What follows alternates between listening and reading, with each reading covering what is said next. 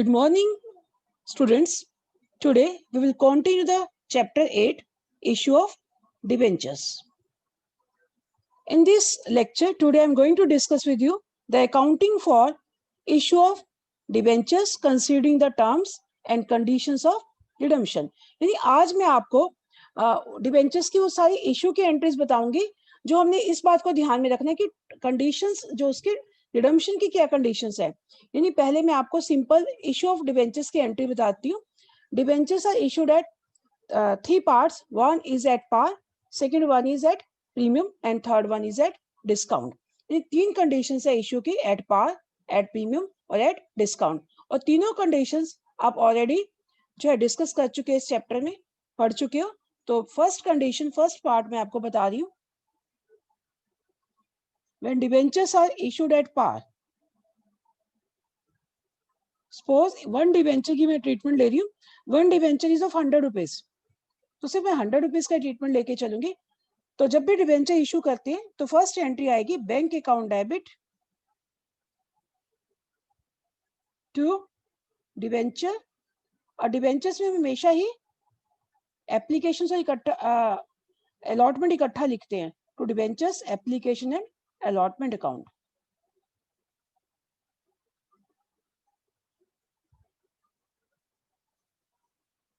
मान लो 100 का डिबेंचर्स था तो 100 रुपीज यहाँ लिख दिया हमने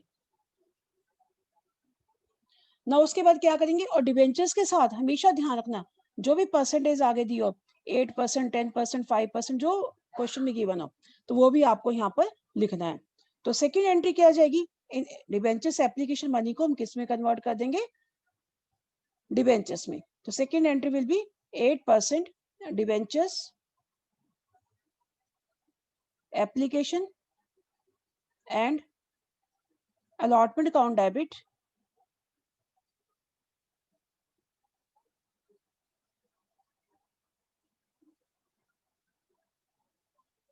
टू डिबेंचर्स। तो simple two entries we will pass. तो 100 रुपीज की अमाउंट है तो 100 रुपीज वी राइट है, क्योंकि हमने एक ही डिबेंचर्स का ट्रीटमेंट ले लिया। अगर क्वेश्चन में 100 डिबेंचर्स है, 1000 है, तो आप 100 रुपीज को उतने से मल्टीप्लाई कर दोगे। तो आज पहले फर्स्ट टू एंट्रीज आप एट पार की कर दोगे।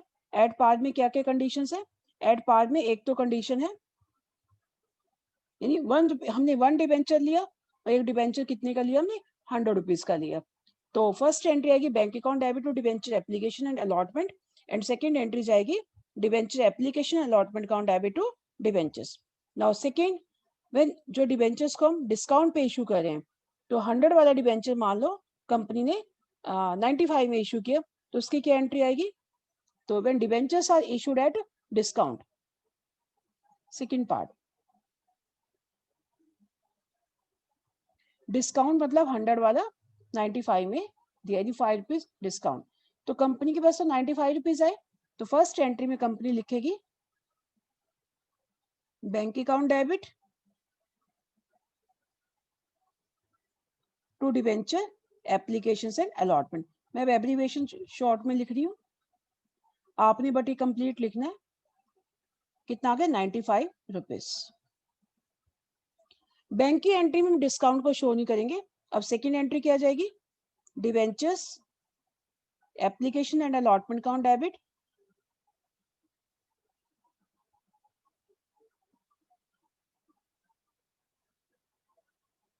अब डिस्काउंट है तो डिस्काउंट हमेशा क्या होता है, डेबिट होता है। Discount on issue of debenture debit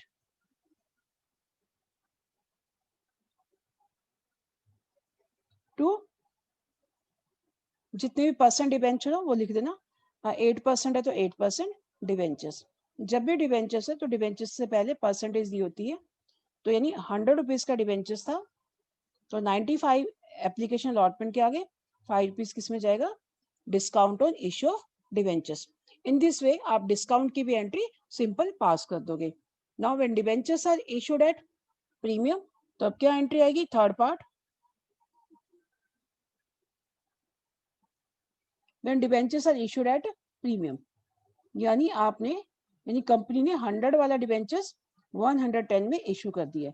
ये सपोज करके चले, आपको क्वेश्चन में जितनी भी अमाउंट दी होगी आपने उसके अकॉर्डिंग क्वेश्चन को सॉल्व करना है। तो 100 वाला डिवेंचर कंपनी ने 110 में दिया, तो हम क्या एंट्री करेंगे इसकी? तो बैंक अकाउंट डेबिट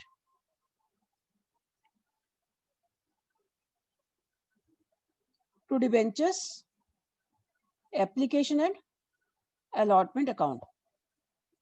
कितना पैसा आया? 110 रुपीज आए कंपनी के पास।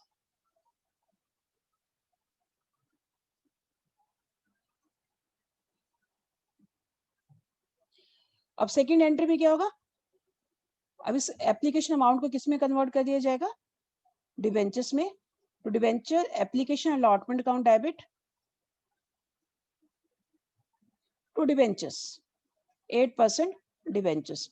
बट यहाँ पर क्या है? सिक्योरिटी प्रीमियम रिजर्व भी है कि 110 रुपीज एप्लीकेशन में आया, बट डिवेंचर्स में हमेशा फेस वैल्यू जाएगी 100, तो बाकी 10 रुपीज किस में जाएंगे? सिक्योरिटी प्रीमियम रिजर्व में। These are the simple entries of issue of debentures at par, at premium and at discount. These are the entries at premium, and these are the entry of at discount, and these are the entries of at par. तो तीन entries तीन parts में divide किया जाता है, at par, at premium and at discount. तो तीनों entries मैंने आपको बता दी, तो सिंपली इश्यू की एंट्रीज है। बट अगर आपके पास क्वेश्चन में कंडीशंस आपको रिडम्पशन की भी साथ में दी हुई है, यानी accounting for issue of debentures considering the terms and conditions of redemption, अगर आपके पास रिडम्पशंस की भी टर्म्स एंड कंडीशन दी हुई है, तो रिडम्पशंस कंपनी जो है डिबेंचर्स का कर सकती है। रिडम्पशन होता है रीपेमेंट ऑफ डिबेंचर्स। जब भी कोई कंपनी डिबेंचर्स इश्यू करती है तो उन डिबेंचर्स को रिडीम भी करना होता है। तो रिडीम कंपनी एट पार भी कर सकती है और एट प्रीमियम भी कर सकती है। एट पार मतलब जितने का कंपनी ने शेयर इशू किया था, डिबेंचर इशू किया था, उतने में वापस करना। और एट प्रीमियम जितने का डिबेंचर कंपनी ने इशू किया था उससे ज्यादा रेट पे कंपनी जो रिडीम करती है उसे बोलते हैं रिडम्पशन एट प्रीमियम। बट कोई भी कंपनी रिडीम एट डिस्काउंट पे नहीं कर सकती, कोई भी कंपनी रिडीम एट डिस्काउंट पे नहीं कर सकती। तो यानी हमारे पास सिर्फ दो ही टर्म्स एंड कंडीशंस होगी, एक तो इश्यू ऑफ डिबेंचर्स, ये तो तीन कंडीशन हो गया, at par, at premium and at discount. But redemption की दो कंडीशंस है, कौन सी? At par and at premium. Suppose कि पहले मैं फर्स्ट कंडीशन ले रही हूँ, फर्स्ट कंडीशन कौन सी है? फर्स्ट कंडीशन है redemption of debentures at par. तो मैं रिडम्पशन की एंट्री यहाँ साइड पे लिख रही हूँ।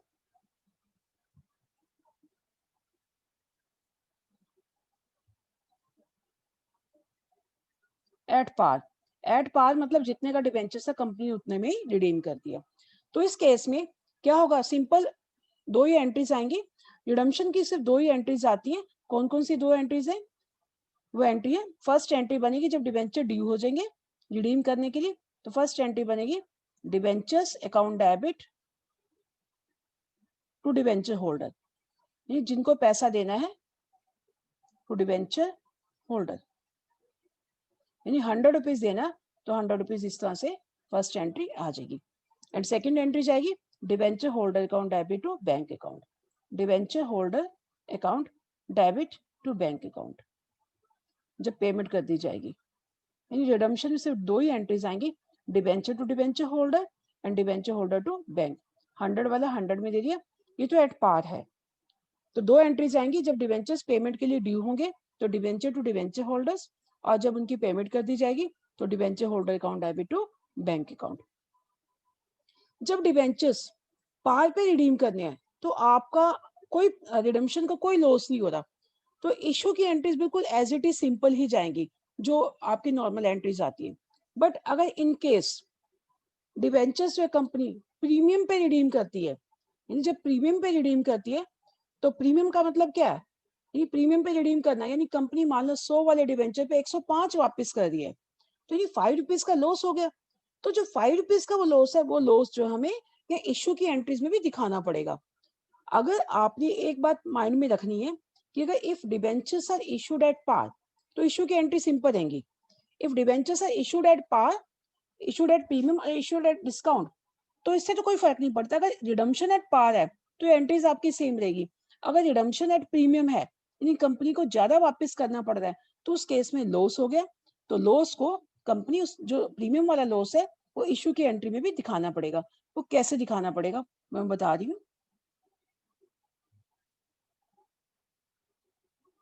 मान लो अगर कंपनी ने एट पार की बजाय डिबेंचर किस पे रिडीम किए, प्रीमियम पे, यानी 100 वाला डिबेंचर कंपनी ने कितना देना, 105, ठीक है। तो ये 105 देना, तो यहाँ पर दिखाओगे डिबेंचर कितने का, 100 का, तो फिर इस एंट्री में भी फर्क पड़ेगा, डिबेंचर का ऑन डेबिट 100, डिबेंचर्स तो हमेशा 100 फेस वैल्यू लिखी जाएगी, बट तो डिबेंचर होल्डर को कितना देना, 105। मैंने कलर इसलिए चेंज कर दिया गया ताकि आपको डिफरेंस पता लग जाए। तो 5 रुपीज क्या प्रीमियम और रिडम्पशन है, तो हम यहाँ इस एंट्री में आ जाएगा डिबेंचर डेबिट 100 और प्रीमियम और redemption, premium on redemption of debenture debit 5 rupees to debenture holder. अगर कंपनी जो है अपने डिबेंचर्स प्रीमियम पे रिडीम करती है तो प्रीमियम जो है आपको रिडम्पशन की एंट्री में, फर्स्ट एंट्री में, ड्यू की एंट्री में दिखाना पड़ेगा। तो एंट्री की डिबेंचर डेबिट 100 फेस वैल्यू जितनी भी है, premium on redemption of debenture debit 5 rupees to debenture holder 105। अब नेक्स्ट एंट्री में 100 की बजाय कितना आ जाएगा, 105, डिबेंचर होल्डर टू बैंक 105। और जो 5 रुपीज का लॉस है जो फालतू देना पड़ रहा है, वो लॉस हमें यहाँ हर एक एंट्री में दिखाना पड़ेगा। एट पार है तो कैसे दिखाना है, बिल्कुल सिंपल सी बात है, मैं इसलिए डिफरेंट कलर से यूज करी, बाकी एंट्री सेम जाएगी आपकी एट पार की, बैंक की एंट्री सेम जाएगी, bank debit to debenture application and allotment, second entry debentures application and allotment account debit to debentures. तो आपने एक लाइन डेबिट की छोड़ देनी है, क्रेडिट की, तो कैसे दिखाना है, हमने क्या दिखाना, loss on issue of debenture debit, कितना लॉस हो गया, 5 रुपीज, किस वजह से हुआ, to premium on redemption of debentures.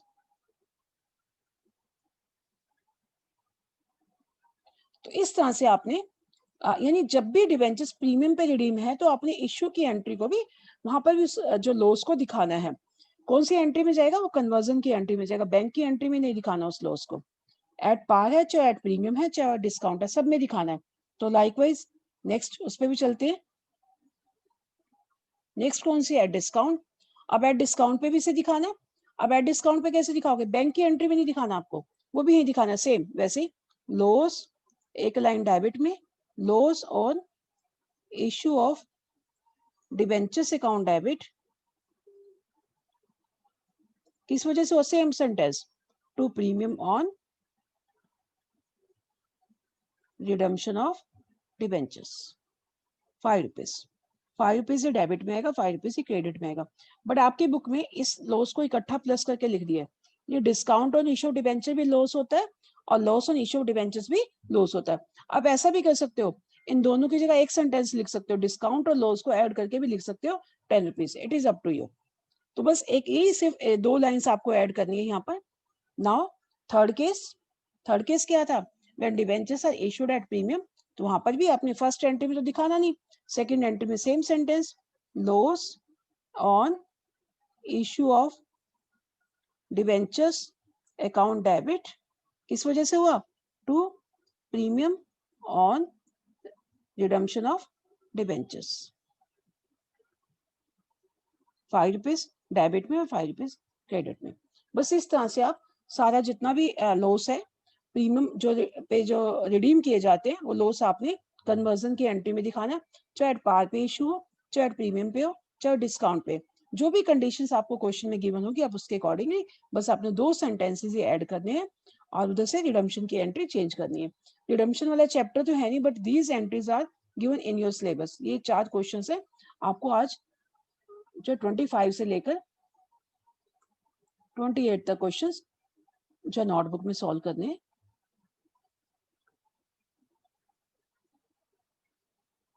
Thank you and have a nice day.